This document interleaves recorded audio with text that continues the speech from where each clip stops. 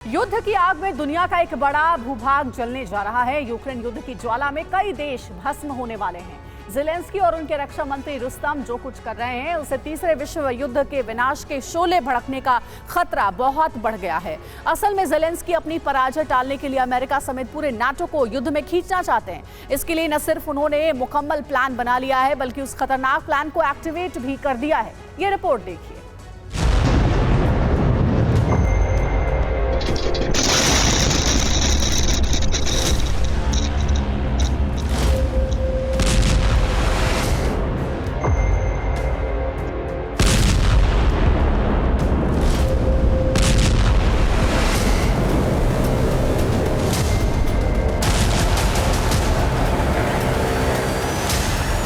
इतना बड़ा धमाका हुआ कि 30 किलोमीटर तक धरती कांप उठी।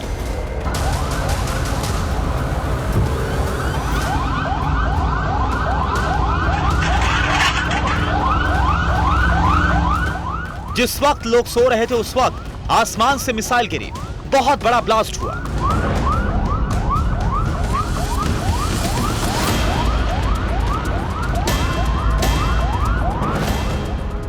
वहां मौजूद कई इमारतें बर्बाद हो गई। धमाके के साथ ही आसमान में बारूदी आग की ऊंची लपटें दिखने लगी।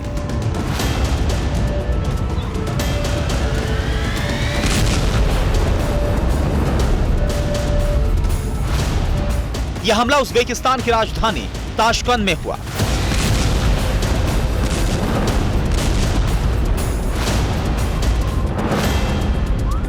यह धमाका एयरपोर्ट पर हुआ। इसके बाद पूरे शहर में हड़कंप मच गया।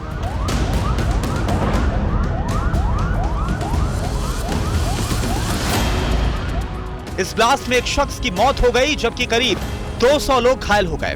घायलों में कई की हालत गंभीर है। इसका मतलब यह कि मरने वालों की संख्या बढ़ सकती है।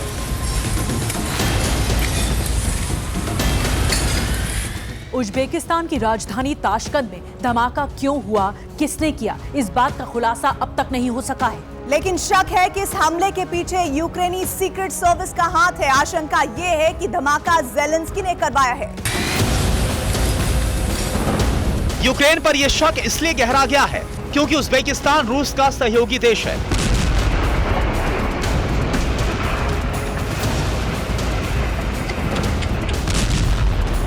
अट्ठाईस सितंबर की आधी रात को उज़्बेकिस्तान में हमला हुआ तो 27 सितंबर की रात को रोमानिया की धरती पर अटैक हुआ।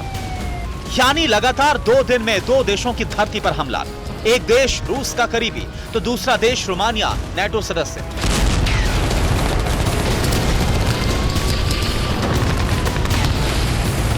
उज़्बेकिस्तान और रोमानिया की धरती पर हुए धमाकों के पीछे यूक्रेन की साजिश बताई जा रही है। इन हमलों के पीछे ज़ेलेंस्की का बहुत ही खतरनाक प्लान है। अगर ये प्लान सफल हुआ तो बहुत बड़ा विनाश हो जाएगा।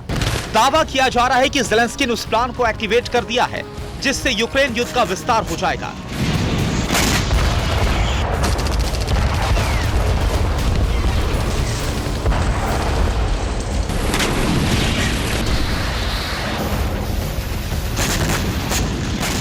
ज़ेलेंस्की अगर अपने मकसद में कामयाब रहे तो तीसरा विश्व युद्ध शुरू हो जाएगा।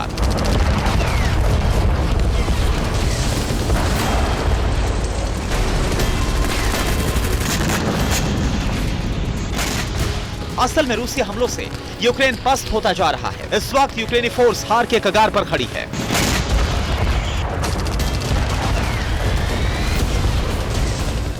नाटो भी यूक्रेन की मदद नहीं दे रहा। ऐसे में ज़ेलेंस्की हार या सरेंडर से बचने के लिए बहुत ही खतरनाक रणनीति पर काम कर रहे हैं। संभव है कि उज़्बेकिस्तान और रोमानिया की धरती पर हुए धमाके उनकी इसी सीक्रेट रणनीति का हिस्सा हो।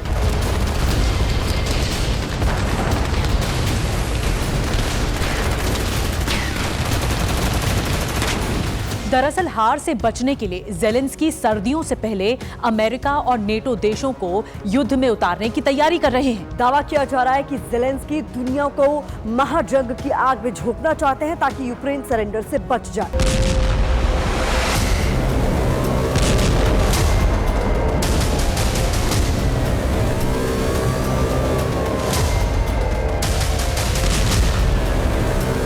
कहा जा रहा है कि यूक्रेन नाटो देश रोमानिया की धरती पर हमले इसलिए कर रहा है ताकि हमले का शक रूस पर जाए और नाटो रूस के खिलाफ जंग छेड़ दे।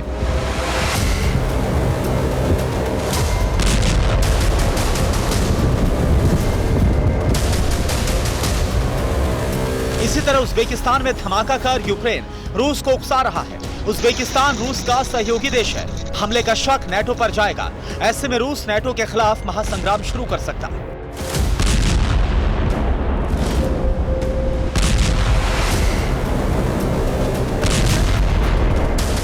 रोमानिया और उज्बेकिस्तान में हुए हमले इस बात की तरफ इशारा कर रहे हैं कि यूक्रेन एक साथ नेटो और रूस दोनों को भड़का रहा है।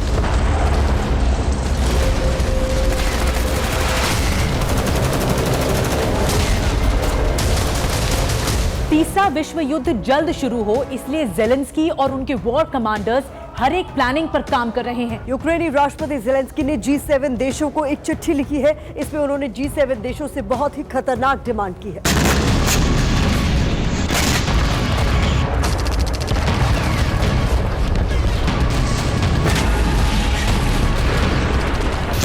ज़ेलेंस्की ने G7 देशों से उन फैक्ट्रियों पर हमले की अनुमति मांगी है जहां ईरानी शाहेद ड्रोन बनाए जाते हैं।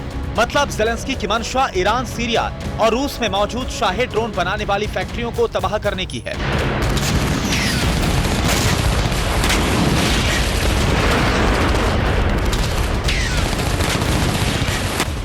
ज़ेलेंस्की को अगर इजाजत मिली, अगर ईरान, सीरिया और रूस में यूक्रेन ने हमले किए तो जंग की आग एक साथ कई देशों में फैल जाएगी और शुरू हो जाएगा तीसरा विश्व युद्ध।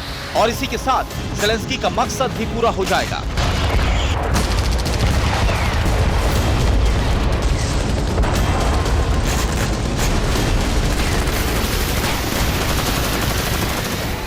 तो ज़ेलेंस्की उन देशों के हथियार फैक्ट्रियों पर भीषण हमला करना चाहते हैं जहां ईरानी शाहेद ड्रोन बनते हैं। ईरानी ड्रोन 3 देशों में बनते हैं, ईरान, सीरिया और रूस।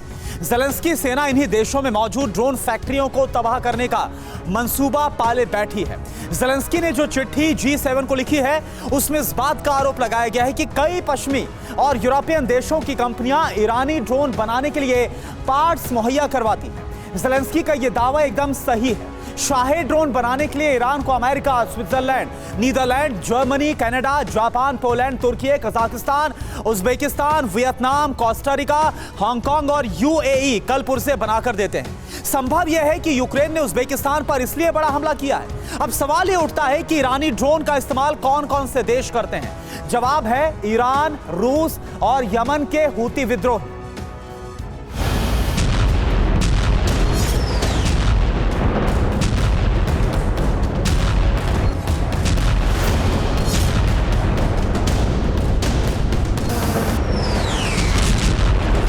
ज़ेलेंस्की ने G7 को जो चिट्ठी लिखी है उसमें यह भी बताया है कि आखिर ईरान, सीरिया और रूस में मौजूद ड्रोन फैक्ट्रियों पर हमले क्यों जरूरी हो गए हैं।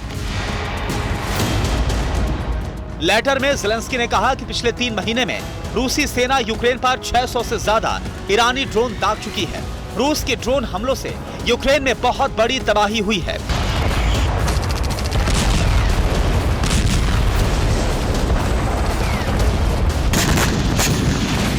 यही वजह है कि ज़ेलेंस्की शाहेद ड्रोन बनाने वाली फैक्ट्रियों को जलाना चाहते हैं।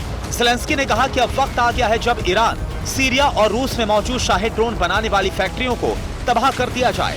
ऐसा करने पर ही यूक्रेन का वजूद बच सकता है।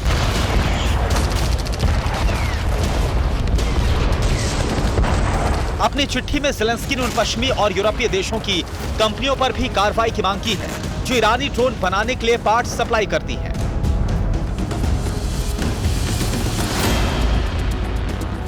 ज़ेलेंस्की की इस चिट्ठी के बाद अमेरिका ने ईरान, हांगकांग, UAE और तुर्की की उन कंपनियों पर बैन लगा दिया जो ईरानी ड्रोन बनाने के लिए पार्ट्स सप्लाई कर रही थी। लेकिन इससे ज़ेलेंस्की खुश नहीं है। असल में वो खुश तब होंगे जब युद्ध की आग कई देशों तक फैल जाएगी, जब तीसरा विश्व युद्ध शुरू हो जाएगा। महायुद्ध शुरू होगा तो यूक्रेन पराजय से बच जाएगा।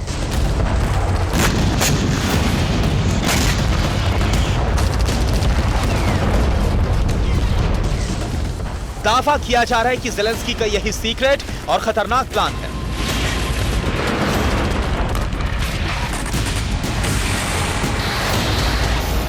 अमेरिका यूक्रेन को ATACMS मिसाइलें देने जा रहा है। इसको लेकर हरी झंडी मिल चुकी है। ATACMS मिसाइलें मिलते ही यूक्रेन, ईरान, सीरिया और रूस की ड्रोन फैक्ट्रियों पर प्रहार कर सकता है और इसी के साथ यूक्रेन युद्ध का विस्तार हो जाएगा।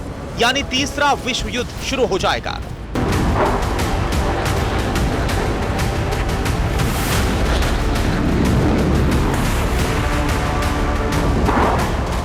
ज़ेलेंस्की के खतरनाक प्लान का खुलासा हुआ तो रूस ने घोषणा कर दी कि अब कीव पर परमाणु हमला न सिर्फ जरूरी है बल्कि मजबूरी भी है।